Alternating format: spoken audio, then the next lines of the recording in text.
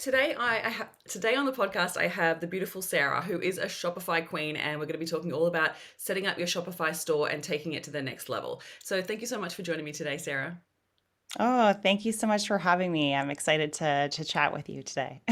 Yeah, me too. Like when we first connected, I feel like I was like, oh, this is something that I don't necessarily do with my clients at all. And I think there's so much to it when it comes to a product-based business. And I felt like there's some elements here that you could really add so much value to my audience and to be able to support the women out there that are either already established in their business and they want to set up a Shopify store because they have some products that they're just sort of trying to introduce, or whether they already have a store and they're literally like, okay, I need to grow this. How do I do it? And I wanted to bring you on to be able to dive into all of that. So, can you tell us a little bit about yourself and how you got started in working with Shopify sites and helping women to be able to set theirs up and grow them?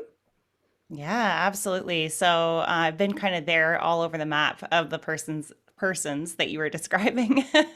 Originally, before I got into Shopify, I've got a 20-year history in corporate. So I worked, with big banks, Fortune 500 companies, consulting firms. I was actually in business, HR, and then operations as a VP at a tech company in my last role. And, I'd been doing all of that for so long. I loved it. But I was really eager to always kind of be my own boss, always kind of talked about it. I'm sure, like many of the people who are listening, where you kind of have that little tickle and it's like, you talk about it on a vacation or over a glass of wine. And is it ever a reality? So I ended up launching my first business while I was in corporate, and it was a fashion boutique. So it was called Sadie and Sari, and I was trying to bring the California vibes to Canada because I'm from Canada and just love the West Coast fashion. We need more sunshine here for sure. And, I did that for about 3 years. And I had hired a coach during the pandemic because I was like looking at different opportunities to continue to scale that. And I was never really thinking, like, am I going to leave corporate or not at that time? It was just kind of like I loved doing both. And at that time, the pandemic had actually hit. And this coach I was working with was like, listen, not to totally derail this program that you bought with me. But I have like 3 or 4 clients right now who are like panicking because they're in the midst of trying to figure out how they get online. And you have this coaching background and you know how to do Shopify. Like, would you be willing to help them? And so, I took a couple of clients on, and, after that I was like, wow, no, this is the business for me. Like, not only did I love the creative aspect of the e-commerce and the fashion and doing all the things, but I really loved working with clients one-on-one to help build their businesses. So it was just filling that void that I think I was missing. So actually a month later, I left my corporate job. It was pretty quickly. I was like, Wow. this is a great opportunity. I know it's, you think pandemic and, not great, but at the same time, with all of these people who needed support, I was like, there's actually no better time to get out Yeah. there and share, my skills and what I can do. So, lo and behold, I started doing that kind of on my own. And now here we are with Jansel and Co. And I've got a small boutique team, and we're building, branding, and growing awesome Shopify stores with a lot of our clients. So yeah, it's kind of Wow. a neat journey. Yeah, that's awesome. And you're so right. Like, even though, like, with the rest of the world going crazy, it was the perfect time for you to set up a business because I had the same thing with clients that literally, like, all their excuses that they had been, leaning towards and using to limit themselves by getting online, that was all gone because they were like, if we're going to survive, we have to be online. And it was literally that opportunity that you can either make or break, right? And I think that it Yeah. forced a lot of people to go, we're just going to have to work through it and figure it out.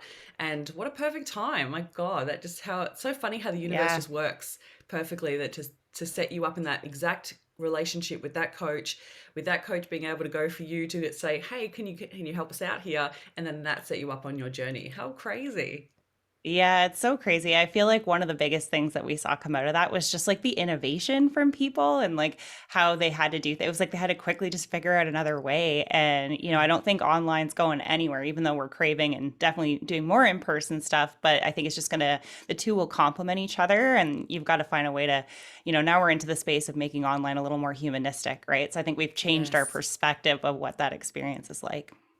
Yeah, and I think that you're so right, that the people that were really, holding their ground of like, no, no, no, I don't need to be online. It literally changed the way that they even saw it, right? Like it came, rather than it look like this thing of like, that's too hard and I don't think I like that, I'd rather stay in person, that they actually had to be forced to be online and then realize that, hang on a minute, this is actually pretty good. And I can make money when I'm sleeping. And there's lots of different ways that I can utilize this Totally. in my business.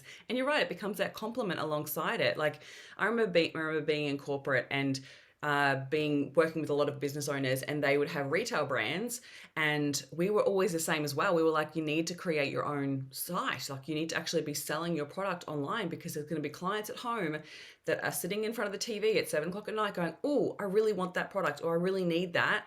That's right, I've run out of this and I need this. And you know what, they're not going to go to you to buy it, they're not going to get in the car, they can't, you're closed. They're not going to come and figure out how to get it. So it was so interesting to see some people at that time like go, yes, I really want to adopt this idea and put it into place, and others that were just literally like, no, no, we're just brick and mortar. And it's so funny Yeah. how those businesses have continued to thrive and others have really struggled. So it's been such a Mhm. fascinating business scape, hasn't it, over the last few years? Yeah. Oh my gosh, has it ever? I was just at an e-commerce conference. It's called Ecom World. It's pretty big. And, obviously all the big e-com companies are coming out and they're talking about like all the trends. And they were saying that we've fast tracked in the last 2 years, like 10 plus years. And, it's so true. You're seeing all these different things. And, I think some people did resist it first. Like, I know what you mean. And they were kind of like, I'm going to wait this out and see. And eventually they ended up having to get on board. But I feel Mm, like I have yet to meet somebody who's a client or somebody who's had to go online where they're like, oh, I don't like this. It's actually the complete opposite where they're like, oh my God, maybe they don't know all the things, but they're like, I'm learning and like every day is a new day and it's really helping me. It's really helping me in my business, not hindering me the yeah. other way around. Yeah. So I'd love to know, like, what is your favorite part about getting someone online like that? Yeah. So my favorite part is honestly just the whole fact that we kind of have clients that come to us for different reasons, but we either have the new business, so it's brand new. And, with my business coaching background, there's a lot more that comes to the table than just the Shopify stuff because I'm thinking about the processes, the operations, the people, the way that they're structuring it, and obviously the consumer lens. So there's always that piece. And there's just so much that comes out of that because it's like you have a blank slate when you have a new business. So I love that about it. And then with the other clients who are like, they were kind of already on board, but maybe they're like a redesign, like, how do I take this to the next level? And it's like, well, let's dive in really deep about what you've learned, since you've started and how are you actually, best representing your client? And what are some ways that we could put some fun, innovative things in place that would really complement the customer and make sure that that entire journey with you is like awesome. So I feel like regardless of where they're at, there's just this whole aspect of like, how can we make this better? There's this continuous improvement lens. And that was always something that I chose in my corporate roles. Like even as an HR person, I never did like the direct HR role. It was like I always took on the tough roles where you could come in and implement projects and, do different things and just like totally take a different look at something and make it really cool. So I feel like that's the Mm, most exciting part. And I feel like that's what the part that clients love. And that's what we want to help them do without having them get stuck in like, how do I figure out this tech thing? It's like, no, you don't have to yeah. do that. We'll help you with that part. Isn't that funny? Yeah. Because it's like tech can be such a challenge for so many people. And I think that, and different age groups as well, right? Like I feel like, and this is not an ageist thing, it's literally just because they didn't grow up with it at an older age, they really struggle with it because it's something so new.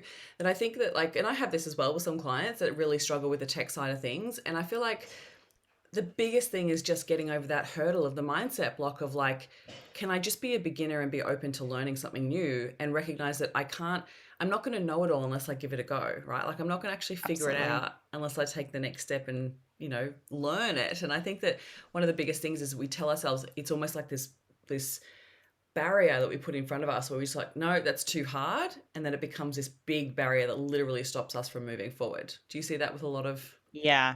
I do, yeah. And actually, it's funny because, like, well, I'm not very techie. It's like almost every client call I have that I hear that, and I'm like, that's okay. You don't need to be. And one of our models, we do obviously do services for clients. So if they don't want to do it, like we do things for clients, like done for you services. But we also really have, like, I was really a big proponent of having like an empowerment model.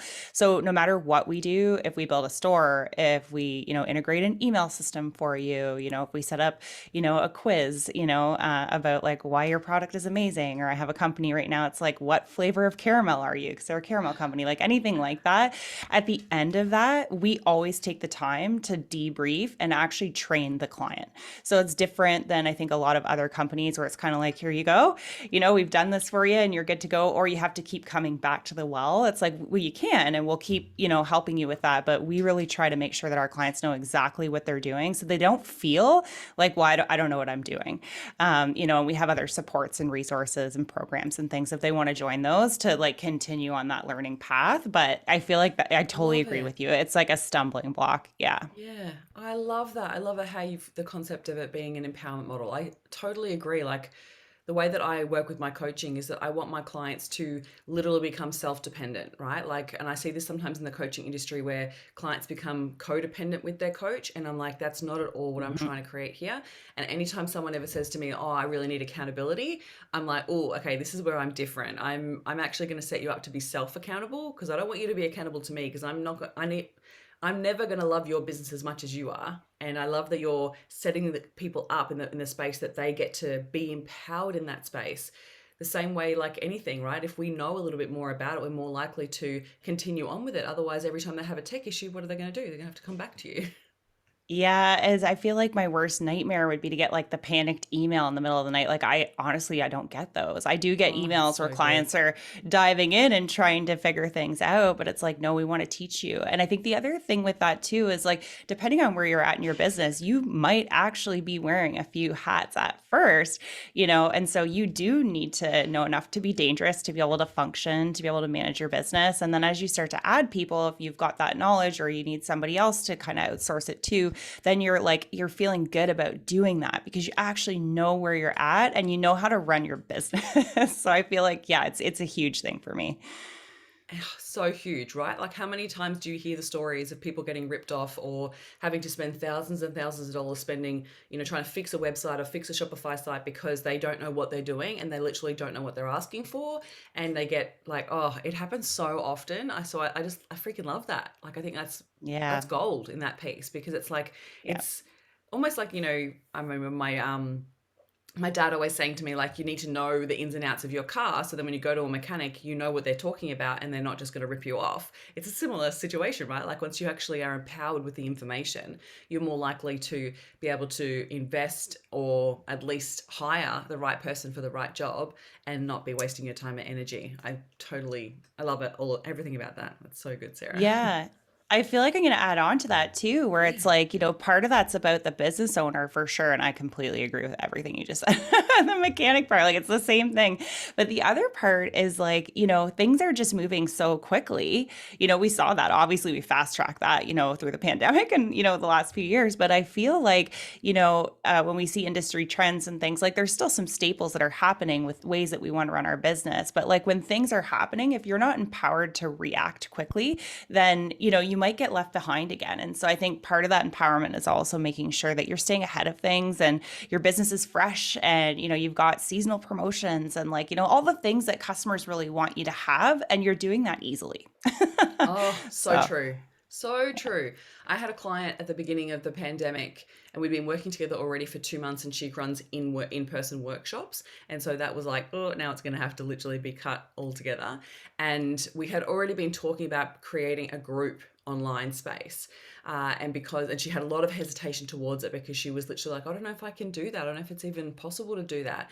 And I was like, it's totally possible. We've got to work through the block of it because you can't scale with only having a certain number, because with the space that she had, she could only fit like 12 people in the room. And I was like, you can't scale that. Like, you're going to be doing that for the rest of your life, trying to make the same money for the rest of your life. Like, how do you want to do that? And she was like, okay, I'm willing to look at this. And then as soon as the pandemic hit, she was like, I'm going to have to do it now. And she was forced to do it. And it was such a great experience that she was saying she Mm-hmm. actually kept it in as part of her repertoire, and then for people who weren't local, right? So then she could actually service people who were further out, and it has impacted her business in a really positive way. And I think that sometimes she was able to innovate quickly because we'd already been talking about it, and setting up the structure of what it would look like. So then when that happened, she actually had to jump in very quickly because she literally had a workshop, I think the weekend after we shut down. And she was like, well, I either have to cancel it and give everyone's money back. And I was like, no, you don't. Put it all online. Like, no one Mm-hmm. has a choice now. You're going to have to do it. And your clients are going to be even more accommodating because they want what you're offering. They've already paid for it. They're going to show up. And I'm like, it's almost like the perfect storm to set you up online.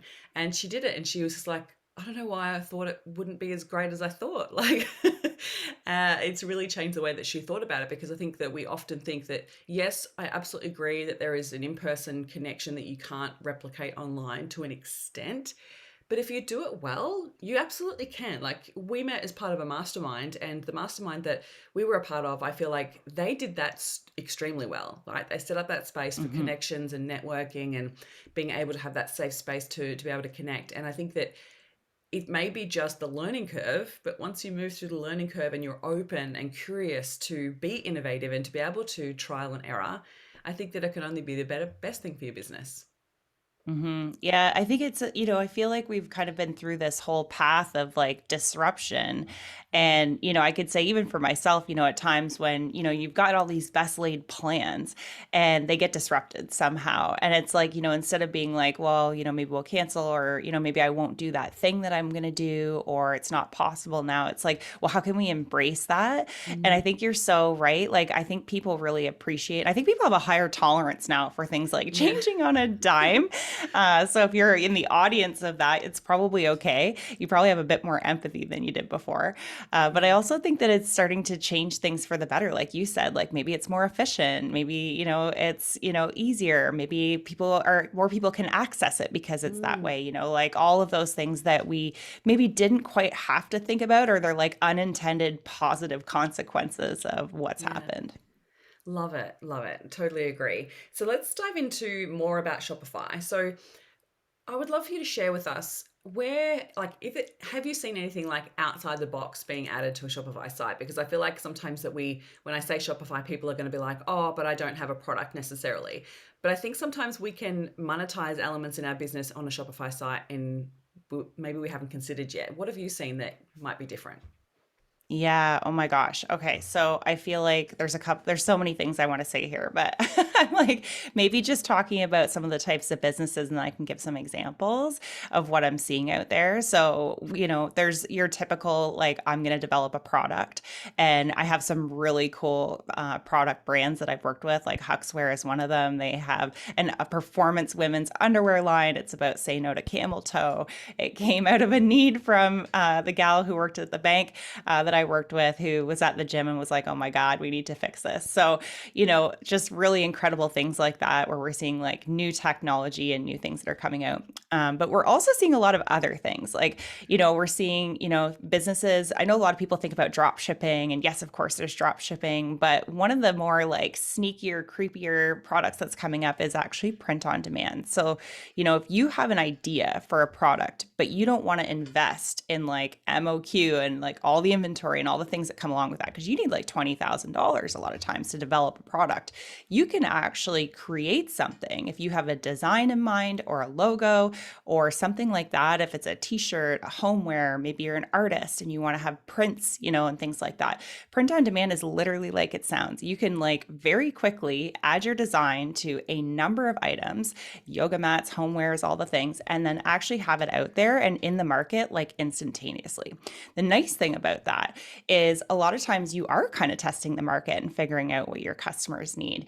And so this is a really, like, it's free to basically have that app. It's free to have those products in your store, right? It's the cost of actually having the store built, and then really you're just sitting there like the middleman, like drop shipping, where your product's there, you have a store, someone can come along and purchase it. When they do, you collect the money, and on the back end, you push a button to literally print that product on demand, and away it goes. And you don't have to manage the returns. You don't have to do all of that that. So I'm finding that that's been very popular.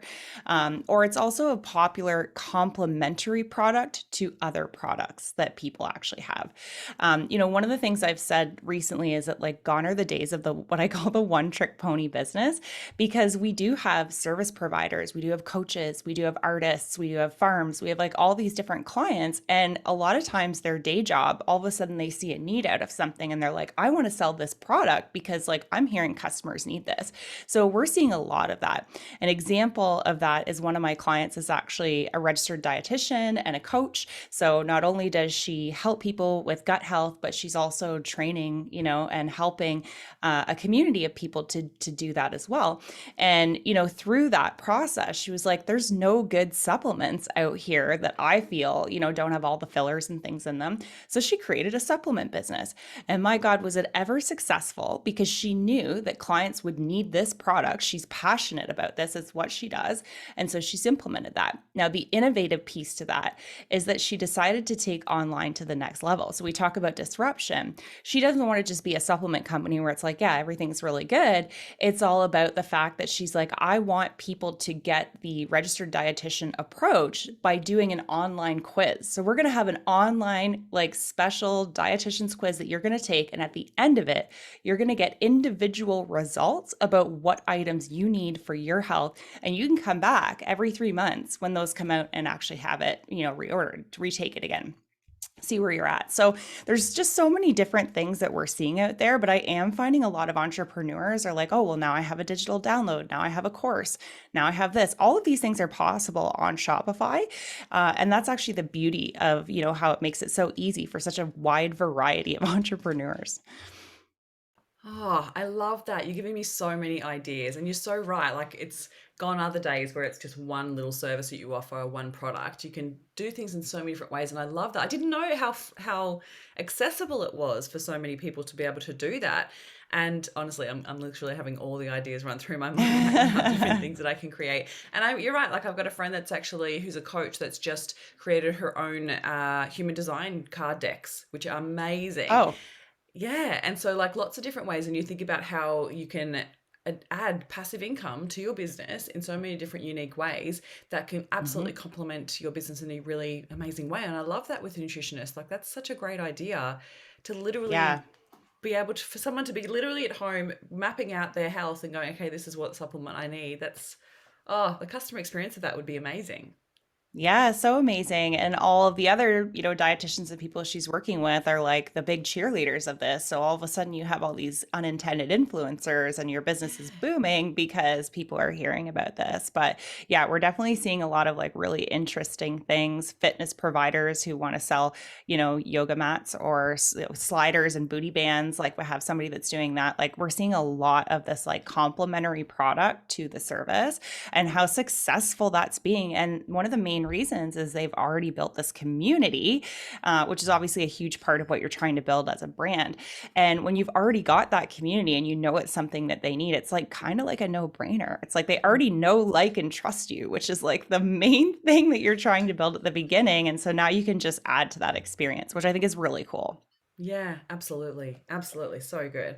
So I'd love for you to share with us, what are some of like the big mistakes that you see Shopify owners or business owners do with their Shopify site that you feel like is impacting their growth? Yeah, so I feel like so a couple things. I think one of the main things is we've seen this a lot through the pandemic. People have really quickly tried to kind of DIY the store. In some cases, they're really great, and in other cases, it's like I just had to pull this together, and like I did what I had to do, but now I want to take this to the next level, and like I need help. So I would say if someone has built a store, and even myself included, when I was building mine, like the amount of times that I went in and I was self-taught and kind of YouTubed and Googled. Do not do that, by the way. That's definitely the number one thing. Do not YouTube and Google your way through that. It's not worth your time. But I would say, like, within 6 months, you are going to want to redesign that store. So there's going to be a cost to you up front in terms of your time, your energy. I'm going to also suggest frustration if you are totally new to this, if you're going to pull this Totally. together. And then later, another expense to have it done versus just kind of doing it off the hop. And I feel like you hear that a lot with photographers too. too. It's like you can DIY a lot of things, but like the investment is actually in like giving you back your time so that you can spend it in ways that will help make you money.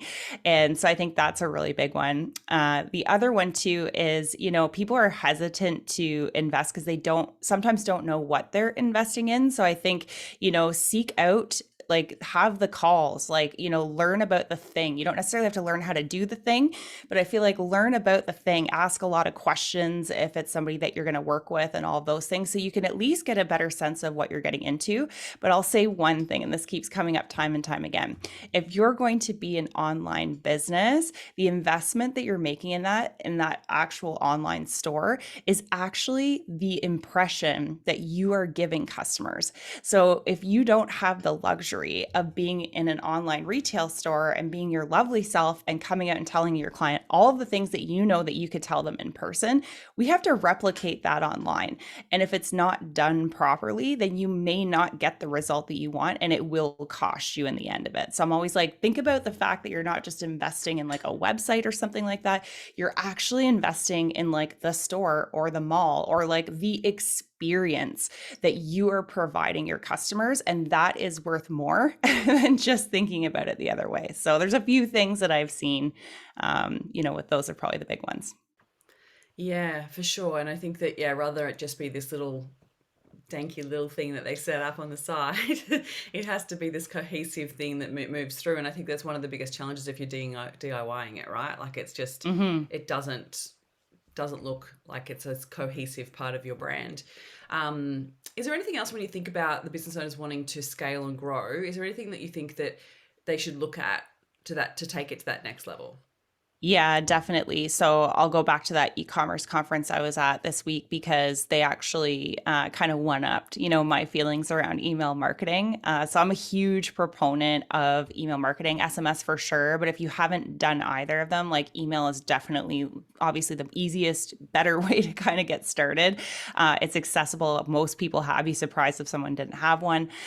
So I feel like, a lot of clients kind of get in and they have a store and things like that, but they haven't invested the time in actually doing email marketing or thinking about ways to grow their email list. And honestly, if you take away nothing more, email is a license to print money. And I know that you got into business because you deserve to earn more. You've got an awesome thing. You're trying to build that. And email is a way that you're going to be able to constantly build relationships, connect with customers. And it doesn't have to just always be a product push. In fact, I'd say it shouldn't be, but it needs to be a way that you are communicating what value that you're bringing. I would say probably like 99% of us are like, a former version of our client. And we got into doing something because of that. And we want to serve that type of client. And so it's important to remember that and use some of those things that we went through to help build that brand story. And so email is going to be a really great way to do that. The other thing I would say with email is like, don't think about it just in terms of like campaigns or like the email blasts, like I was just describing about like, building those connections on the regular or your newsletter, what have you, but also the fact that there are so many powerful automations that we can set up. So you literally do nothing. When you're a customer, somebody lands on your store and they're browsing and the dog barks or it's time to make dinner, or the boss comes and they shut the laptop, and then they're gone and you haven't collected anything. Like there are automations that can be set up to send that person an email like, hey, thanks for stopping by. Hope you liked what you saw. We'd love to see you back. And, we're so inundated these days, I feel, with so many things that if we don't get reminders like this that go out automatically, that still represent our voice, our brand, all the things, people just forget about us. And so, I think we need to always be keeping ourselves top of mind. And that is a huge, I've been pushing this to the wind all. You need email. You need to get on the train. I totally agree. It's actually how I shop. Like when you think Yeah. about it, like I think there's two pieces that I want to speak to this, and because I absolutely agree with you, is the abandoned cart situation. Like how many businesses don't have abandoned cart set up, whereas that's actually, I so prefer an abandoned cart email because there'll be some times where I'll be literally jumping on and for some reason this website isn't set up in a way that activates my Apple Pay and I have to go find my credit card. That's so Mm-hmm. annoying. And I literally like I will literally just close the website down and come back to it later and know that they're going to send me an email. If they don't send me an email, I'm probably Yeah. not going to remember to buy it. And then the other thing is, the other day I was like, oh, I'm setting up. So I've got a retreat coming up in a few weeks, and there's a few different things that I want to purchase for that as little gifts for all the women that are joining. And so I went onto a website to buy these things and to put them all in my cart, and then left them there because I'm like, I've got time now to get that sorted. All then when I'm ready, I'll go back and then hit pay. And so I did that, and then got the abandoned cart email, and I was like, perfect, that can just sit there until I'm ready. And then this weekend, when I've got a bit of time, I'll go back and actually sort that out. And I think that that's such a good idea. And I also agree with the whole, if you've jumped onto their website and getting that email as well of like, hey, it's actually a really nice email to receive. I think it can be really unique in a way that really Hmm. speaks to your brand, that makes people feel welcomed.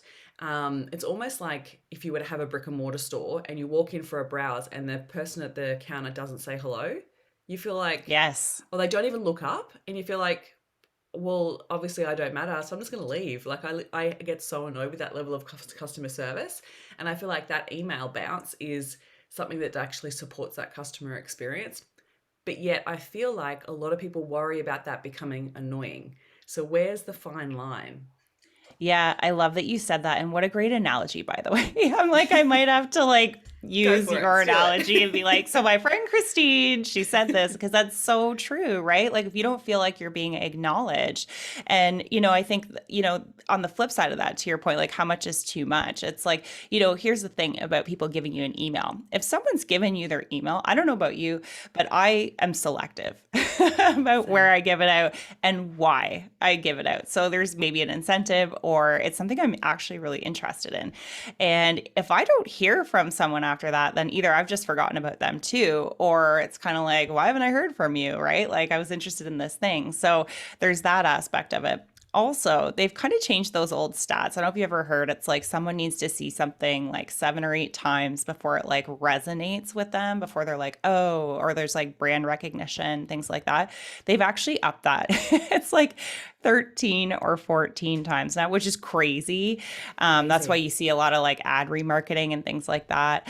So I would say, maybe you're not the brand. It's got to make sense for the brand and go back to like the customer. So it's like if you were that person, right? If you were that ideal customer, whoever your persona is, what does that person want? And is it an email every day, or is it that they're busy with the kids and they've got a job and maybe a side hustle and things like that. And it's like, what would be really good is if they got that email like Monday morning or Saturday afternoon or like sometime when they're going to have time to do it.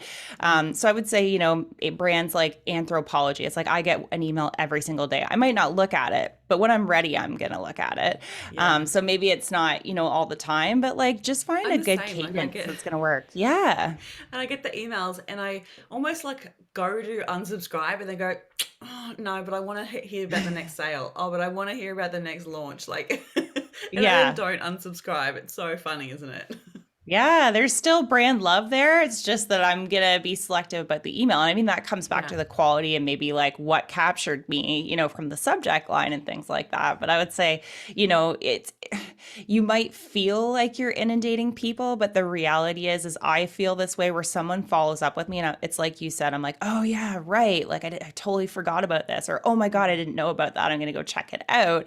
And, I'll do it when I have time. So I would say worry less about being that annoying person. If someone truly wants to unsubscribe, they'll unsubscribe. And you're going to have Yeah. that anyway. But the people who are loving your brand because it's true to you and it's true to who you believe that customer is and things like that, like go with it. I Go totally with it. agree. I totally agree. Let them Yeah. self-select out. Don't, Hmm. you're almost like selecting for them, going, oh, I don't want to annoy them. And so I'm just going to sit back here and hide instead of actually putting my brand in front of their face for them to choose. I think, yeah, Hmm. it's a self-preservation, self-protection, self-sabotage kind of behavior. Totally. So I know like the golden dream is to have a product-based business or a Shopify business that is literally making us money while we're on vacation or we're sleeping or whatever. But that's not always the case, right? So we can create it, but it doesn't necessarily mean that they'll come. So I would love Hmm. to hear your advice on what are some of the focuses we need to have when it maybe comes to that point where we've either hit a plateau or you'd like to start scaling and hitting more audiences. Yeah. Oh my gosh. I just ran a workshop this week on like the 5 things you need to be thinking about to scale your business. Yes, email was definitely one of them for sure. But I feel like you can hit a plateau there too, right? So, when it comes to Shopify specifically, I would say it's actually like, I'm just going to I don't work for them. I am a partner, obviously, so I can develop stores. So I don't really like as much as I have my business, I don't have that much skin in the game, but it is the best e-commerce platform out there on the market. Like if you Google it, you're gonna find that it is, right? And the reason for that is because they have so many integrations. And when I say integration, it's like you can have your Shopify store, add your products and all those things. And with like a few clicks of a button, suddenly, if your ideal customer, I'm going to come back to this again, it's really important to think about them.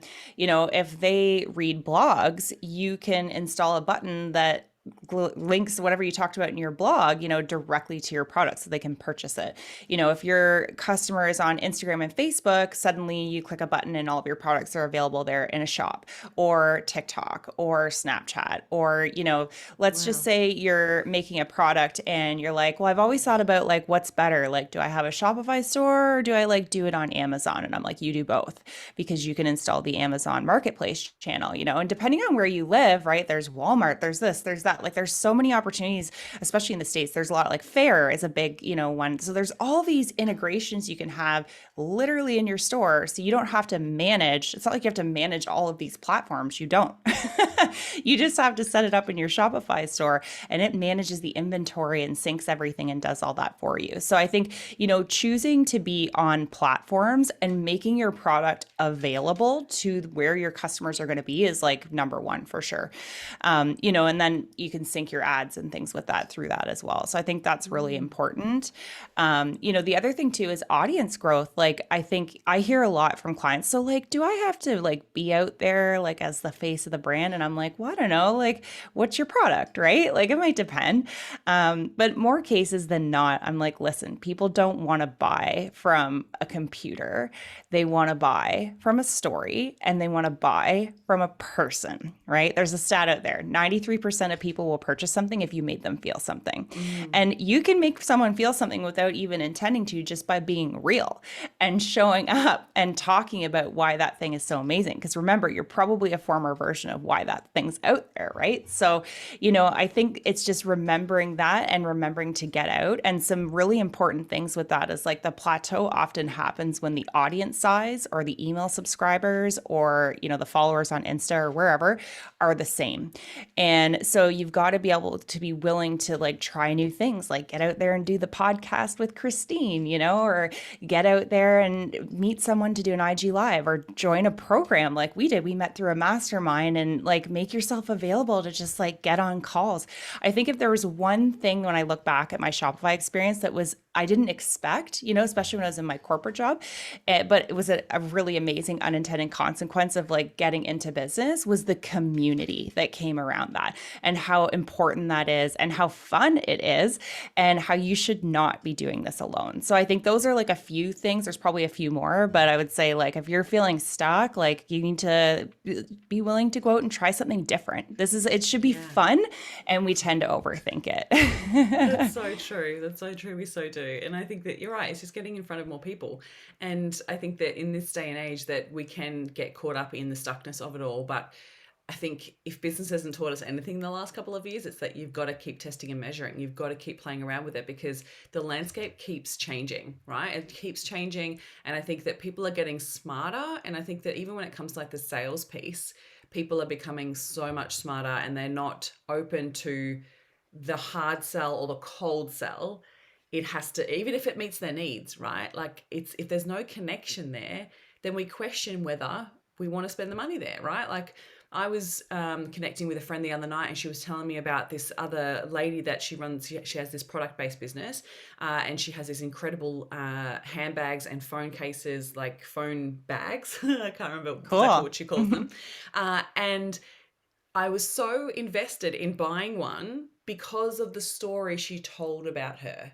And it wasn't even from the actual person who's created it, right? Like I don't know this lady, but my friend was telling her, she's like, you've got to check this out. You've got to hear her story. It's amazing how she's built this incredible business while having a child at home who has had developmental issues and challenges along the way. And she shares it all on her stories and on Instagram, and you've got to check it out. The story is incredible. And I was so invested in the story that then it Mm-hmm. caused me to then go onto her Instagram and see a little bit more. And now emotionally I was invested, and then I Mm-hmm. see her products in a whole new light, and I'm like, oh, I really want that, and I really want this, and I want to buy this. It's so fascinating, isn't it? Like, we've just got to have that emotional connection. And I think that we've got to move past the whole, oh, I don't want to be seen in the business, and recognize that that's actually a huge pull, a huge part of your business that can be so good. Like, it doesn't actually have to be Mm-hmm. this big, scary thing. It can be absolutely amazing, the community that you create. Yeah. I agree. And I think like don't minimize your experience because you're unique and you offer something unique. And just because you might not think like, well, is that really a big deal? Like it might be to somebody else. Like I Mm, can't tell you the number of times, I've got a Facebook group and, we do what live trainings in there. And then someone will contact me that I didn't even think was listening. Or I was like, did anybody even hear what I had to say? And they're like, oh, you mm, said this one thing. And they repeated, it really stuck with me. And, now I'm interested in working with you because so like don't underestimate the fact that just being your authentic self and putting yourself out there and sharing it's so important. There's one other thing I'm going to say about that though, and you just hit the nail on the head. It was, word of mouth marketing for sure. So your community came out, told you something, go check out her story. So this is a really important thing to have in your Shopify store is this is that whole thing where you can't be the person behind the counter greeting someone and telling them like, hey, welcome to, wherever, this is why, our product's so amazing. And did you know about this? Like you got to find a way to really share that and be brave about it. Like put it out there and make sure that it's clear why you're doing what you're doing, because that's what's really going to capture people, not just I have this purse. It's, well, hey, there's a story around this purse. This purse is amazing and you're going to buy it anyway. But like, what about all of these things? And mm. just really trying to like get into the minds of people, and your people will select you. Yeah, absolutely. Absolutely. And do you find like that's a challenging thing for people to try and figure out that message or that like their uniqueness? Yeah, so I feel like people know it. I feel like they know why they're doing that thing. And, I kind of try to be a little sneaky about it. Like we'll put quotations around sneaky.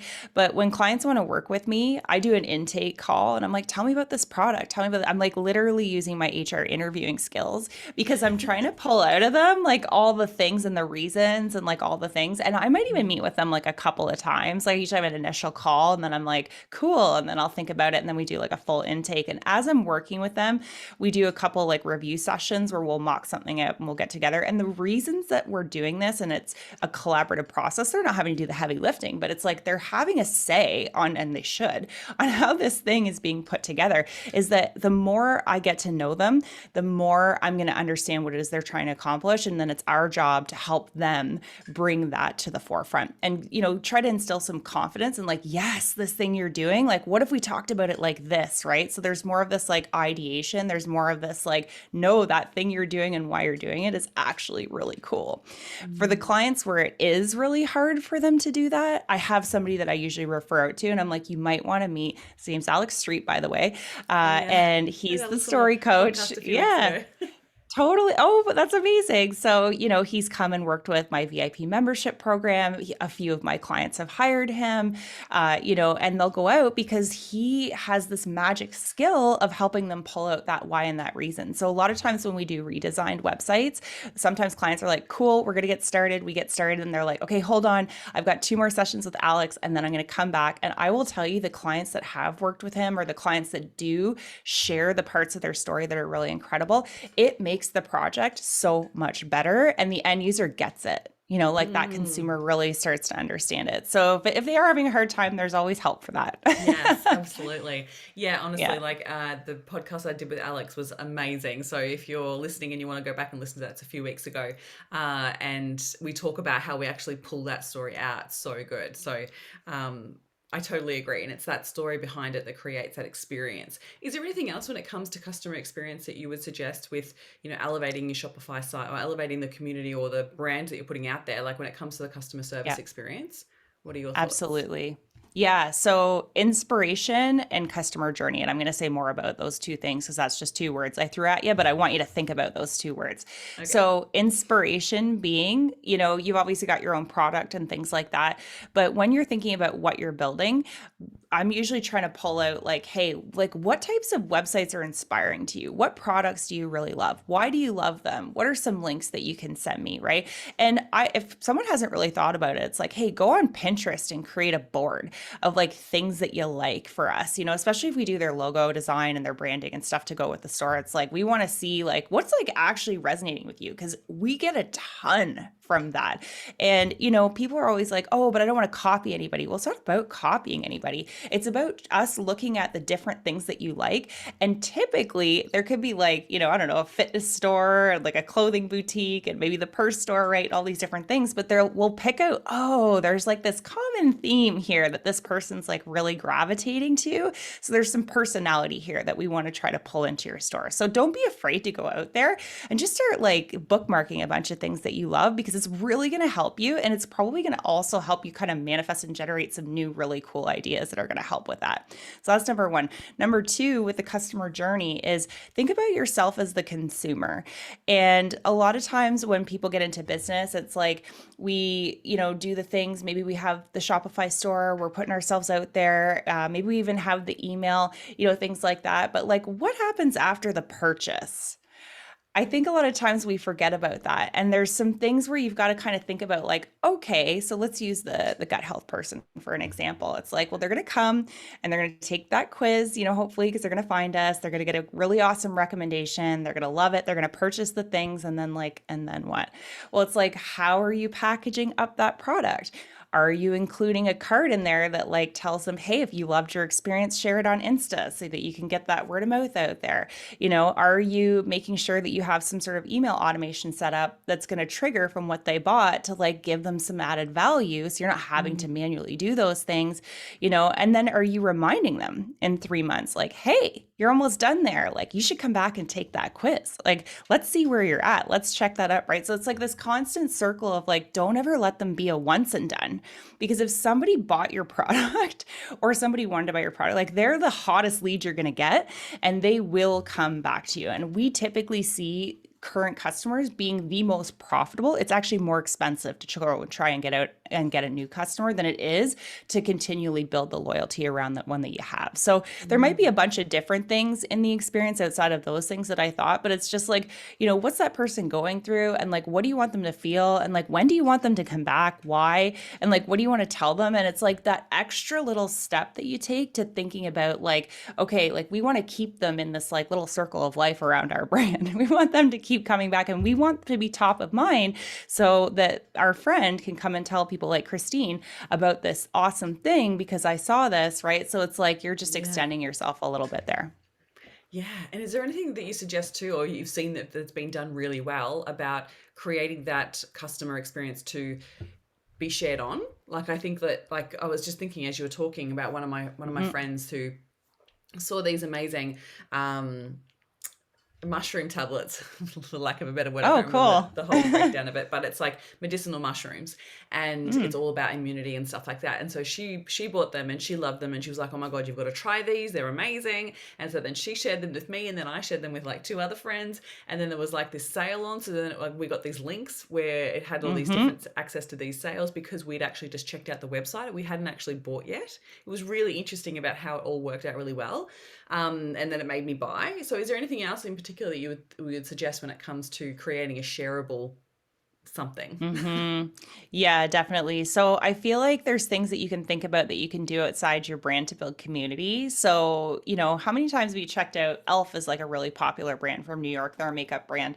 And I loved them because A, they were like the most inexpensive, like coolest makeup from New York that I'd seen.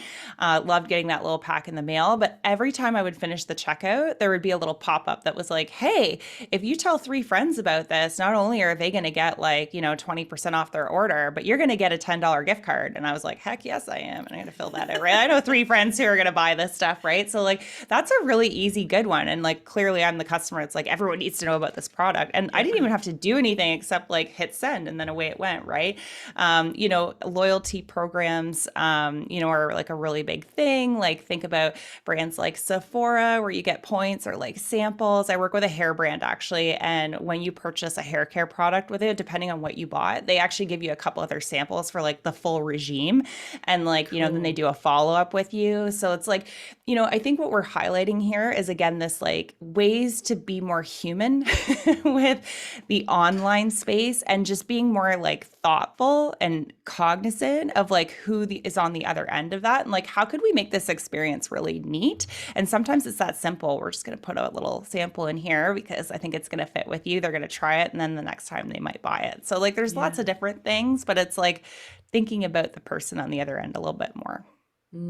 I love that. I love that you've brought it back around to that humanness, because the more that you can connect with them, the more that you'll find something that'll just land so beautifully, right? Like, because Yeah. often what we can do is we don't think about it from that expansion and go, we end up creating something that actually doesn't land because we're thinking about it from our heads instead of where they're at in their experience, and where they're buying and what they're doing when they're buying, and then how they're using it. Like the whole, it's almost like I like to think about like play out that whole movie, right? Like that whole Mm-hmm. experience, and see how you can wow them in magical ways. Mm-hmm. Yeah. Yeah, definitely. Awesome, Sarah. This is so good. Is there anything else in particular that we haven't touched on that you think is really important when it comes to having a successful Shopify site? So I'm just thinking, so we've kind of highlighted a few things that I've said without saying out loud, like, which is, always being top, like always keeping your ideal customer top of mind. And also knowing that when you get into business, and this happened with me with my fashion boutique, was, who I thought I was starting with as the ideal client. As I started to monitor, like who was actually buying, and like who was sharing things online, and like what were some of my stats, like even just Instagram insights and things like that. It's like, oh, that client's maybe not like 30 or 35. That client's like 40 or 45. And like, that's who's really loving this. And like, so is what I'm saying resonating? So it's like, if you're new, thinking about who your ideal client is and just getting really comfortable with like that idea of that person. And you're not just going to speak to the one. Through the one, you'll speak to many. So Mm, don't worry about that. That's a common question I get. But as you're in business, it's like coming back to that and revisiting that and saying, is what we're doing actually speaking to that person, or are we like way over here? And if we are, why are we here? Does that mean we need to revisit? So ideal client, brand, invest in it. Your brand needs to be all the things that is going to speak to that person. And, if you're working with somebody to help you do that, I've built my own, I've worked with people to do it. It's just really important to invest the time to think about what's going to speak to the client for sure. So I think those are really important pieces. And if you don't know how to do something, like ask for help. Like don't wait. Hire someone who's an expert. Hire someone who knows the things. Even if you just have one coffee with that person, you are going to open your eyes and learn so much more from them. And just keep doing that. You know what I mean? Because as a business owner, like we don't know everything. We do not have no. everything figured out. And that is the fun of it, is meeting people. I'm meeting people all the time, and I'm like, oh my God, I never even thought about that. I'm going to these conferences because I'm like, I need additional knowledge, all the things. Just be open to like going out and like be a little bit of a sponge for things. And that's okay. You're going to need to be the whole time. So make sure you're still on track. Love it. Yeah. Yeah, so good. I'd love for you to share with us how we work with you. Yeah, absolutely. So there's a bunch of different ways you can work with me. Of course, you can find me on Instagram at Sarah Jansel. I've got a bunch of links there. Janselandco.com is my website. There's a little form there, and we list our services. So if there's something in particular that you just want to chat about, you can book a call. You can submit that. I'll reach right out to you. If you're the new person, we usually do a lot of workshops. And if you're the person who's trying to scale, we actually have opened up our membership program. We're going to keep that open. And that's where we're going to talk to our clients about like these exact things, right? Like just like Christine's been asking me questions today, you're going to have an opportunity to do that. We're going to be workshopping all those things. And I think it's really important just to surround yourself with a community of other people who are in that boat and want to level up too, because you're going to learn a lot from them. So yeah. Amazing, amazing. And I just want to also clarify, just in case. So we have the opportunity for you can actually help them set up their Yes. site right from the beginning and set it up really Yep, well, and you do it all for them, and then you teach them we and do. educate them on how to do that themselves. And then for those Yes. who already have their site, you actually help them to level it up. Absolutely. Yeah. So we can do the thing and we can also coach you and support you and be your mentor. So we kind of again, this is like the full circle people, the customer journey, right? It's like I know we're going to build it for you and you're going to need something else, so we're going to deliver that on the other end. So it's the same. Amazing, It's a good thing amazing. I'm Walking the talk. practicing what I preach here, right? Absolutely, absolutely. So good. Thank you so much for joining me today, Sarah. It's been such a pleasure chatting with you all about this, and it's given me so many amazing ideas as well. So thank you so much. I really appreciate you sharing all your wisdom today. Awesome. Thank you so much for having me. Appreciate it. I'll make sure I put all the links in the show notes so people can find you. Please, if you're listening to this and you've taken anything away from it, please make sure that you share it on Instagram and tag myself and Sarah and let us know what you took away from the episode. Thanks again, Sarah. Thank you.